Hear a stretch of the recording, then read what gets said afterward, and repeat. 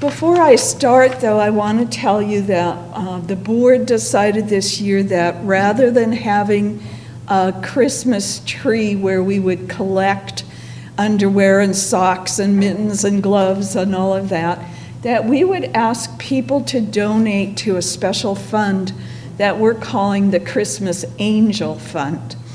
This is a donation over and above your regular tithe. If you have a little bit of money to spare, it doesn't have to be a lot, because once we pool our resources, it can do a lot of good.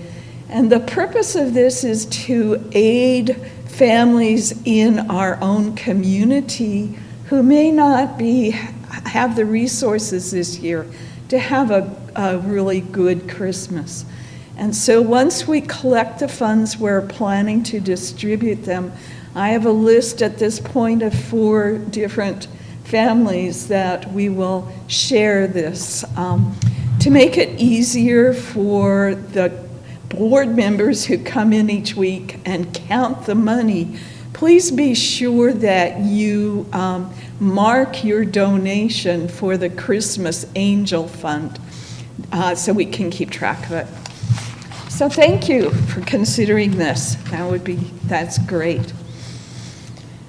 I brought my husband today. Some days he decides to stay home and watch football, but he always knows when I'm speaking, he better come. So, just so I don't mention him. So here, I got it out of the way first. How's that sound?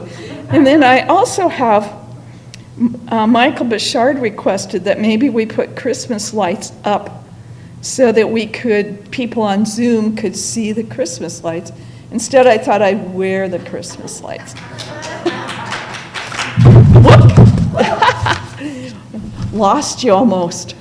Thank goodness I caught it.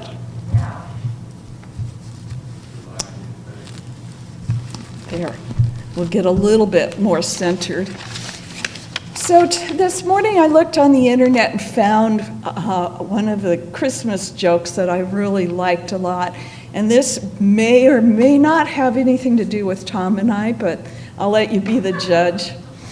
There was this older gentleman who called his son about a week or so before Christmas, and he said, "I hate to tell you this, but your mother and I have decided we're going to get divorced.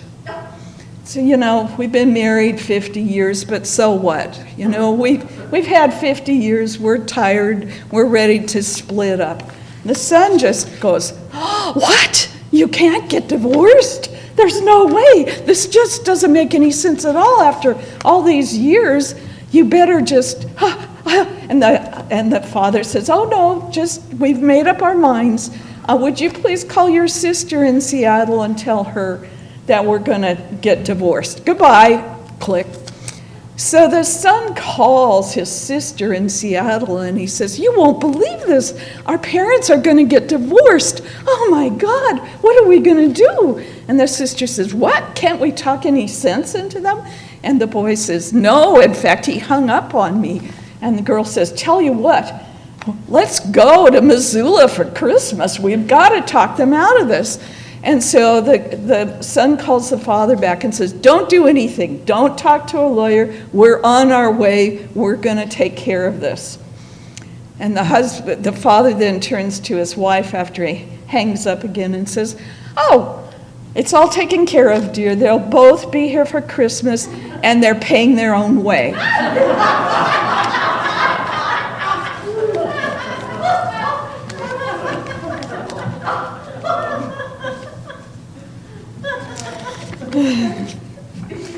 So with that, we'll move into the real purpose of today, which is to remember peace.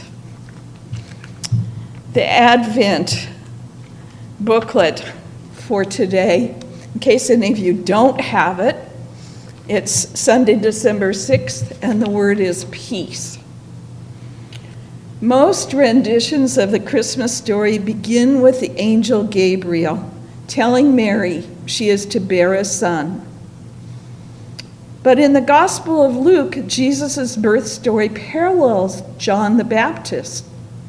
Months before visiting Mary, Gabriel appeared to Zechariah to announce that Zechariah's wife Elizabeth would bear a son to be named John. Because he is so old, Zechariah questions whether paternity is possible, just like Mary's initial response to her pregnancy. But while Mary's question is answered, Zechariah is chastised for doubting and then struck mute for the duration of his wife's pregnancy. The situation and the question are the same, but Mary gets encouragement while Zechariah gets silenced. Why? Basic metaphysical interpretation dictates that male figures represent the intellect or the head, while female figures represent intuition and heart. Perhaps where miracles are concerned, our thinking, logical, rationalizing mind is a hindrance. Perhaps silencing the tendency to figure out and make sense of things is the most fruitful work we can undertake. Better to shut up and keep still than indulge in habitual patterns of thinking that obstruct the Spirit's activity within us. Muting the perpetual cycle of thought is a gift that brings greater peace. For Zechariah, muteness was imposed. We are called to mute our own thoughts.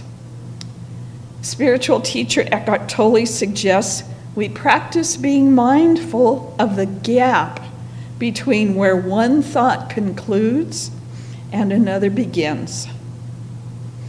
As we become adept at resting in this gap, we can simply be present to what's in the moment.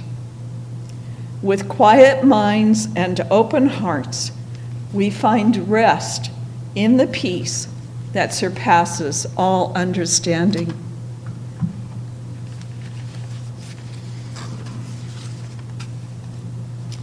There is another story in the Advent booklet by Reverend Martha Creek, who is a really well-known speaker and teacher through Unity Circles. And Martha quotes Anne Lamott. Let me see if I can find the quote real quickly so I can tell you what it is exactly without paraphrasing. Anne Lamott says, "You get to experience 1 second of peace for every year that you practice meditation." 1 second of peace for every year that you practice. In the book we've been reading on Tuesdays, Bliss Brain, the author Dawson Church talks about this.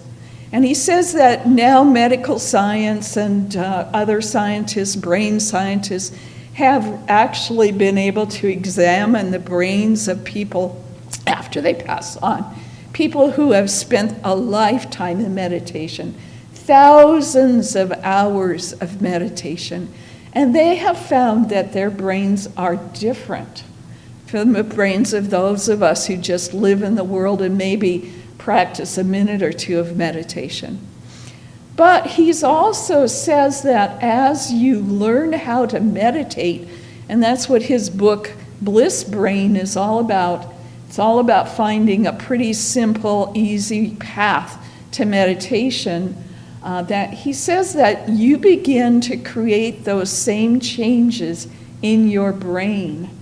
You learn how to turn off the normal brain waves and go into a state of even gamma waves where you enter a deep, peaceful feeling. And this ability to do so helps you awaken compassion for other people And it also creates changes in your brain so that you become more peaceful just by nature. You are less judgmental, and you're more able to go out and engage in the world and return to peace without all the upset that so often accompanies us. Now, this sounds great. Some of us in the book group really liked the meditation practice that he promotes, and some of us thought, oh, gobbledygook, this didn't work for me, and I really resent being told that it can always help you turn off your negative thinking. I won't say which one I am, but maybe you can tell by my tone a little bit. But you know what the other key is persistence. Being persistent and practicing a meditation, by that he means daily, taking the time every day to spend some time in quiet, in solitude, in breathing, watching your breathing, relaxing, and trying to become aware of, as Eckhart Tolle says, the gap in between the breathing in and the breathing out. Dawson Church calls it becoming aware of the space behind your third eye, just focusing on that space and breathing in and breathing out. Sometimes I might experience, 40 seconds of peace, sometimes. But I always do come out of that meditation with a renewed sense that there is indeed something other than the busyness of the mind.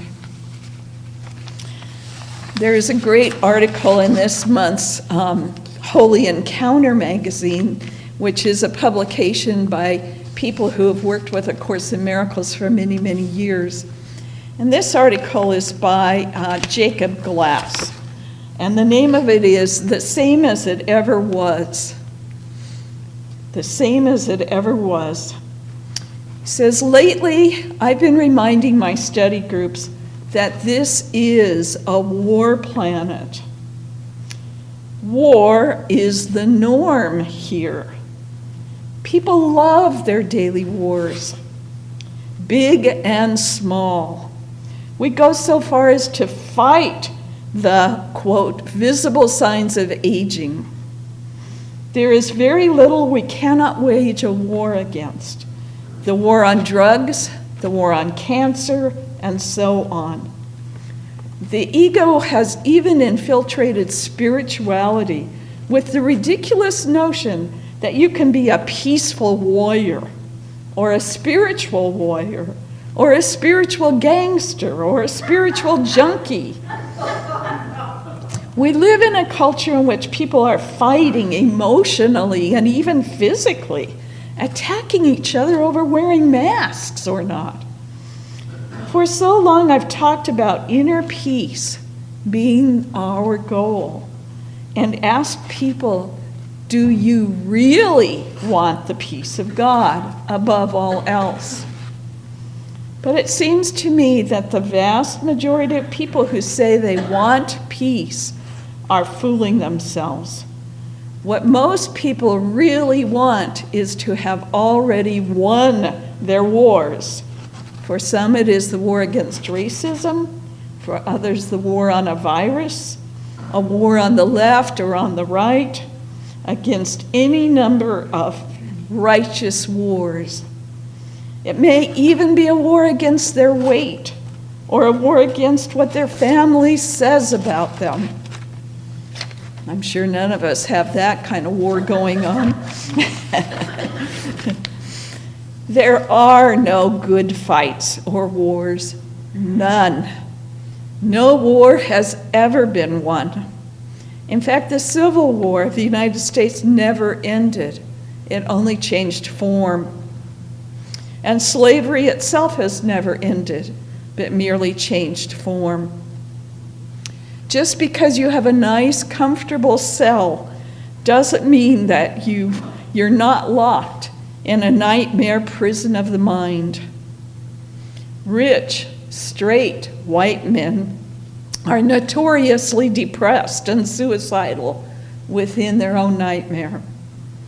And making a contest out of who has it worse is simply another war tactic of ego, for the ego literally lives by comparison. Now, this can seem very depressing if you don't understand that we are to exchange this world of war for another one that we can experience right here, right now. Heaven is not some location in the sky that we head to after we drop this body. It is experienced in any instant that we change our minds and decide to rise above the battleground. It is a releasing of all hostages, of needing to have the last word, or to get our point across, or needing to correct others in any way. It is freedom of the enslavement of the ego thought system, and that freedom leads to joy. Just remember, the ego says that by remembering the past, we prevent it from happening again. But truth says, remembering the past is what keeps it happening in the present.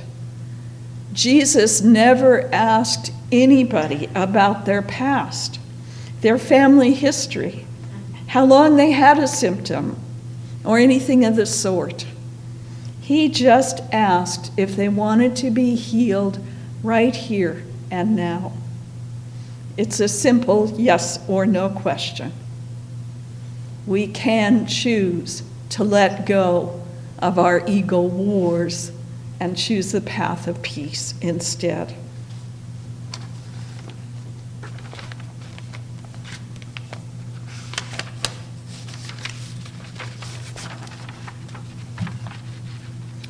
So how do you get there?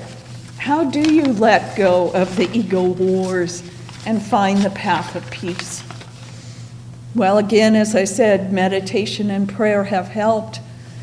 Sometimes it helps me a lot if I can remember to pause in the midst of my judgments and simply ask to see things differently.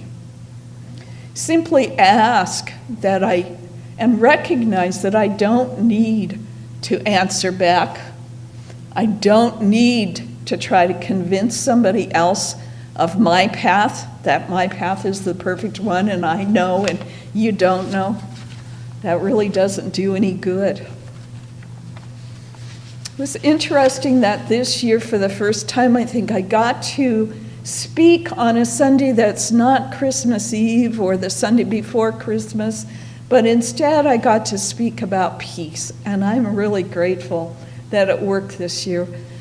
As you all know, we use Charles Fillmore's teachings a lot at Unity for some strange reason, maybe because he founded Unity, I don't know.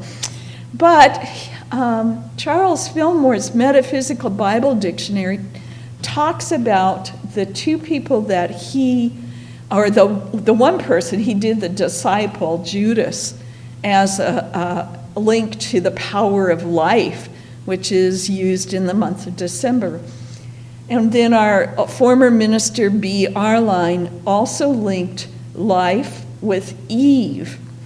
Now, when I first started at Unity, and for several years thereafter, I could kind of see, all right, Eve makes sense to be linked with life, because after all, she was the beginning of the humankind on earth, according to the Bible. But Judas, is there really a connection for Judas? I dismissed it by thinking, well, yeah, he was the end of life by betraying Jesus. So we have birth with Eve and death with Judas. Now, I went a little deeper than that when I started reading A Course in Miracles. And in A Course in Miracles, Jesus says, They got it wrong in the Bible. Judas did not betray me. Judas was my friend. There is no such thing as betrayal except in this world. But Judas was the person that helped me complete the mission that I came to earth to do. Judas, by turning me over to the soldiers, made it possible for me to walk that path and to prove to everyone that life doesn't end with death of the body, that life goes on. And so when I was able to read that and connect the dots, I thought, yeah, Judas definitely represents life. Charles Fillmore says, Judas is the custodian of life, the unredeemed life forces.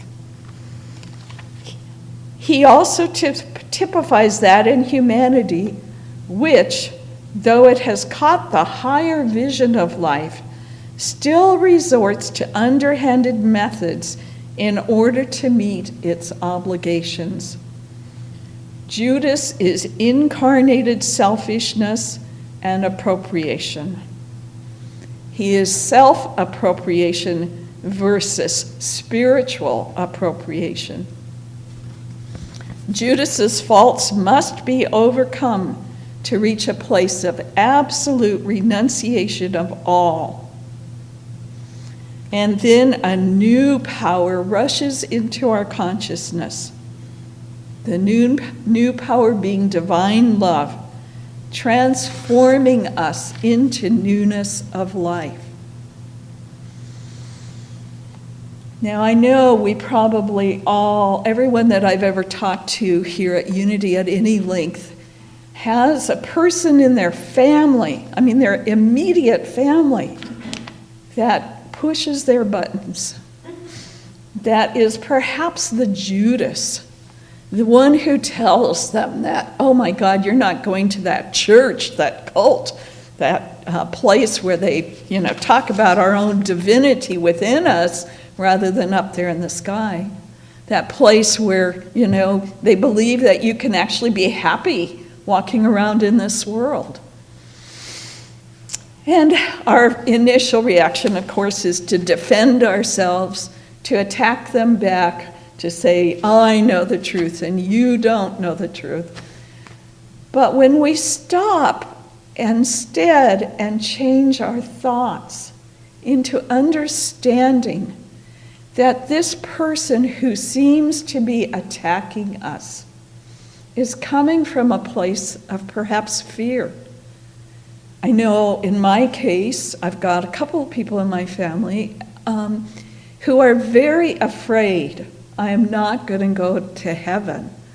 That when they see me, they won't be able to see me after I die because I'll be in that other place. And so we've solved the problem by just not talking about beliefs particularly. I bless them. I recognize that where they are is exactly where they need to be, that they can indeed practice, and maybe by little hints of being a peaceful person rather than a warlike person, maybe by little hints of remembering indeed that love and life and joy are right here, right now, when I turn within and remember the peace of God. That maybe eventually they'll go, gee, I always feel so much better when I'm around you. What is it that you have that I don't have? And then just shrug my shoulders and say, well, maybe you might want to try meditating. I don't know. It'll come when you step back and let the peace of God speak through you and for you. We give room for the miracles to happen. We give room for people to, and it doesn't have to come from us. It's amazing to me how many people stumble on the right book, the right practice, the right person walks into their life that helps them say, oh, well, maybe I should try that. Maybe I might want to look at that idea rather than where I have been for so long.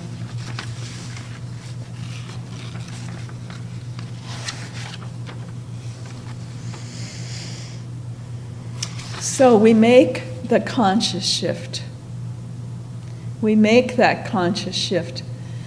That's one of the things I've been trying to teach myself for 40 years. Of when I feel that anger or upset or hurt or all those negative feelings, when I realize that is happening, to stop in the midst of it and say, oh, I don't have to listen to this voice. I can change my mind about what I'm listening to. I can take a deep breath or 2 or 5 and remember the truth of who I am. That spirit of peace is right here, right now.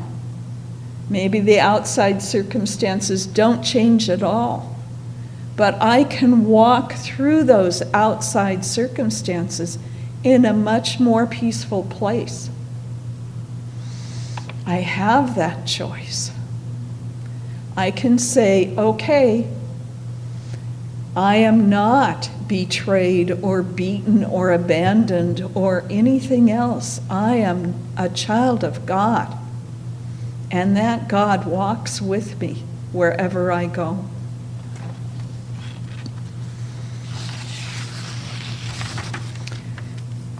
So to end today, we read the daily word. I'd like to read a changed daily word written by Reverend Paul Hasselbeck, who likes to update the daily word and make it what in language that he considers acceptable, rather than thinking of the power of God being out there someplace or up in the sky. So here's what he wrote about peace for today. I radiate peace, blessing to everyone. Everyone is divine at their core. I contemplate this truth as I consider a world full of people and my relationship with them. The same divinity inherent in Jesus is inherent in everyone. Peace is one of the principles making up our divinity. Jesus said, "Peace I leave with you, my peace I give to you." Like Jesus, I lavishly share peace with everyone. Like Jesus, I confidently say, "Peace I leave with you, my peace I give to you." I move and have my being as I live from the divine ideas of light, love, and peace. Prayer and meditation expand my awareness of them.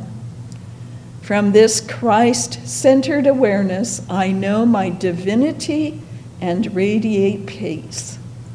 I am doing my part to uplift the consciousness of the entire planet. I radiate peace, blessing to everyone.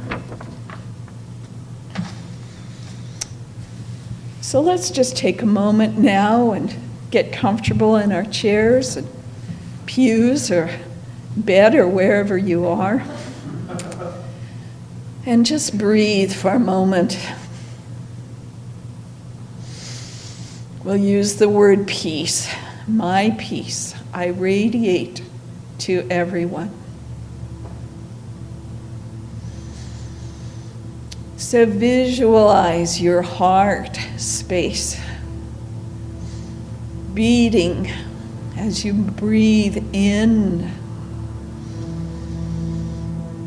and as you breathe out. Visualize this heart space radiating light, radiating love, radiating joy, and most of all, radiating peace.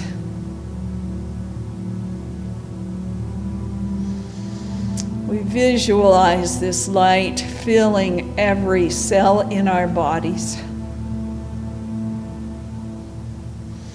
until indeed we are filled with light.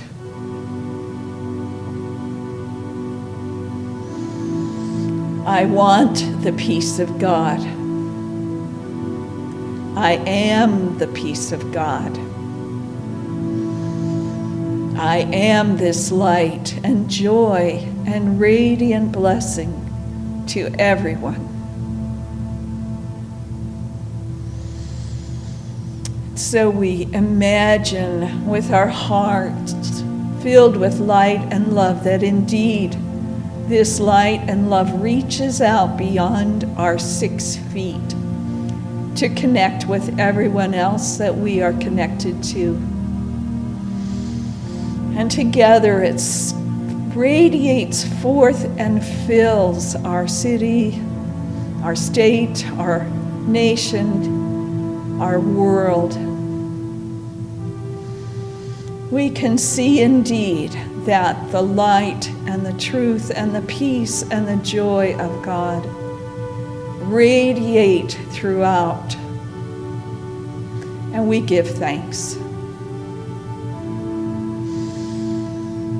We pause in the midst of this light and peace and know that this indeed is our purpose here on this planet.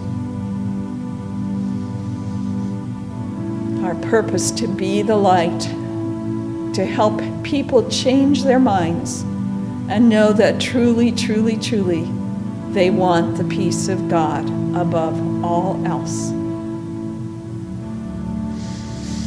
And we say, thank you, thank you, thank you. It is so.